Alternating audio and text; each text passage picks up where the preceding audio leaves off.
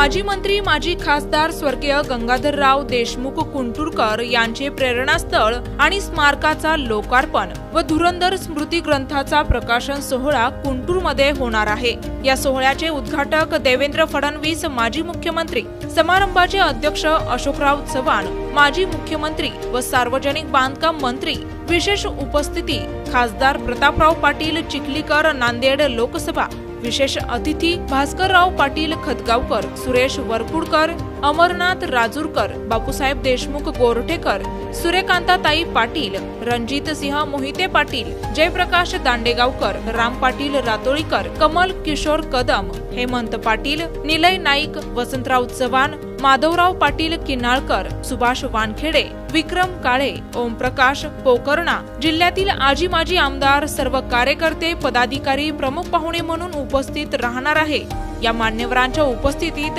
हा स्मृती सोहळा संपन्न होणार असून जिल्ह्यातील सर्व पदाधिकारी, कार्यकर्त्यांनी आणि परिसरातील तालुक्यातील सर्व नागरिकांनी या सोहळ्यासाठी उपस्थित राहावे। आपले विनीत राजेश गंगाधरराव देशमुख कुंटुरकर, रुपेश गंगाधरराव देशमुख कुंटुरकर, धुरंधर स्मृती ग्रंथ समिती कुंटूर, जिल्हा नांदेड।